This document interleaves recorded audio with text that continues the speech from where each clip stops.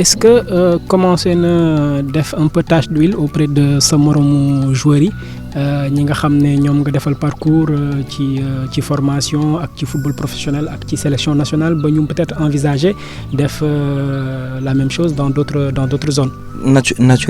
Naturellement les gens commencent à en parler. La fois passée daje naa ak quelques joueurs, quelques lions boo xam ne dañu daje woon di jouer un match de gala ensemble, mais les collègues ils posent des questions, ils ont envie de savoir, ils s'intéressent vraiment à ce qui se passe ici, et j'espère que voilà ñu bëri li ma animé dina leen animé ba ñu taxawal peut-être ci gox yi ñu nekk genre projet yi, parce que voilà ce n'est que du positif, c'est le football qui gagne, c'est le sport qui gagne et c'est le Sénégal qui gagne. Justement ñu jeexalee foofu nga nekk footballeur professionnel di am un autre projet aussi ambitieux à côté di ko mener à la fois, ça doit être difficile à gérer. Bon, moi je me laisse guider par ma passion. C'est vrai que c'est pas très évident, mais ça me passionne. Voilà, je m'éclate, c'est ça reste comme je pense que mës nañ seq benn waxtaan boo xam ne xaw naa si brosse loolu. Il y a plusieurs métiers dans le football.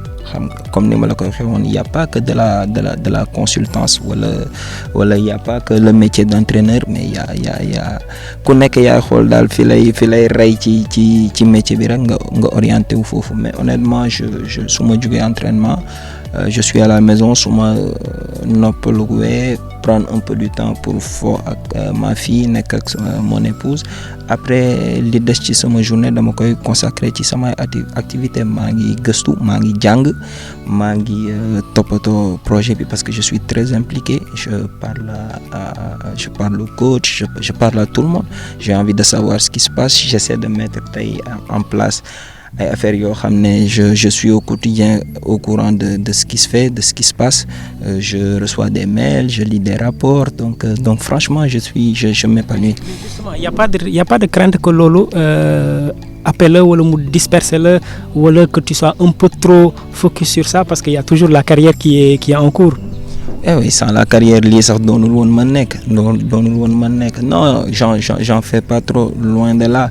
Et xam naa ne tey macha allah je rends grâce à Dieu, ñi fi nekk ñi ngi doxal liggéey bi nu mu fa waree, mais il faut quand même dire aussi que après les entraînements ñun dañu am du temps, et ça je pense que qu'aucun footballeur ne me démentira. On a du temps, mais ce temps-là on doit l'utiliser à bon escient.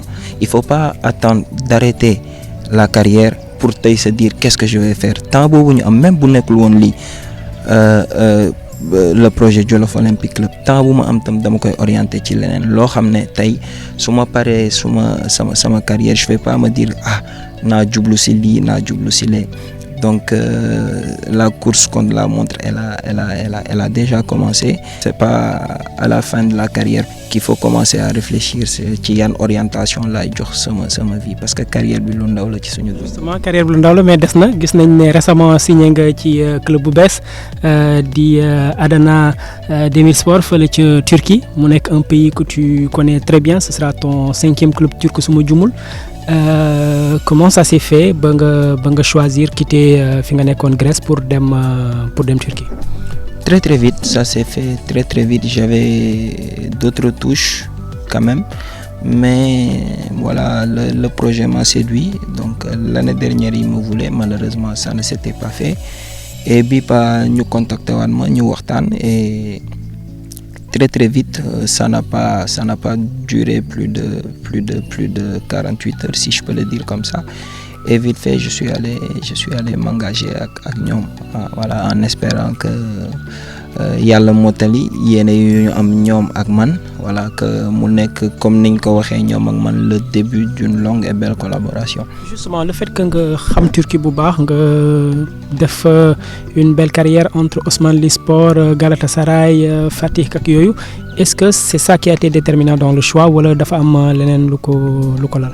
Waa xam nga àdduna rek tolluwaay la. Donc tey moment bi ma tollu facteur yu bëri dafay dugg en jeu, xam nga. Donc ingrédients yooyu yëpp ngay dajale loolu moo lay permettre tey pour nga mën wax j'ai essayé de faire le meilleur choix possible parce que le bon choix yàlla rek moo ko xam mais en tout cas voilà man à chaque fois que je fais un choix je pense que je l'avais dit ci sama benn interview dama si waxtaan ak ñu ma si war a waxtaanal et puis après je fonce quoi mais tey je suis très très excité j'ai envie de retourner de commencer à m'entraîner avec Adana Demir Sport. D'autant plus que je retrouve aussi des gens que je connais là-bas. Younes Belanda ñoo nekkandoon Galatasaray il a beaucoup contribué tey ci sama ñëw foofu et j'espère qu'on aura la même réussite qu'à Galatasaray parce qu'on a gagné foofu la coupe et le championnat on a fait.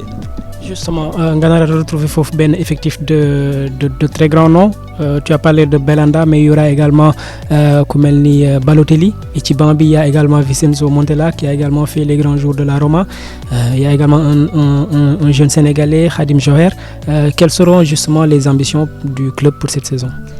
C'est d'abord parce que le président me l'a dit en face c'est de faire mieux que là il m'a dit d'abord qu'il m'en veut parce que il pense que si j'étais là la saison passée doonoon na gën a neex donc voilà un nouveau coach est arrivé Vincenzo Montella voilà jotaguñu waxtaan trop mais moom il a poussé vraiment pour que ma ñëw foofu aussi donc loolu c'est toujours bien que ngay dem fenn et que coach bi tam demander à ce que au-delà de la direction mais que le coach lui-même bëgg tey nga ñëw c'est motivant donc après c'est à moi juste de travailler rek pour être à la hauteur des attentes parce que ils me l'ont dit mais ils me l'ont montré aussi ils comptent énormément sur moi.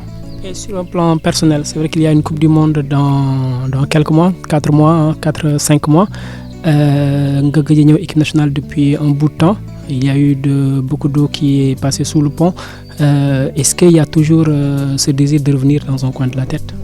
Oui, ce désir de revenir, il est jamais parti. Man maa ngi fu ma war a nekk. Après, ce qu'il faut pas faire, à mon avis, c'est du bruit. Il faut travailler sans tambour ni trompette, être performant.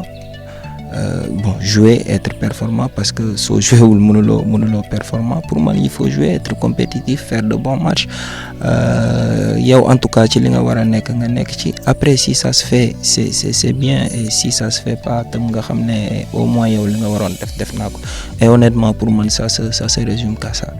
Pensionnaire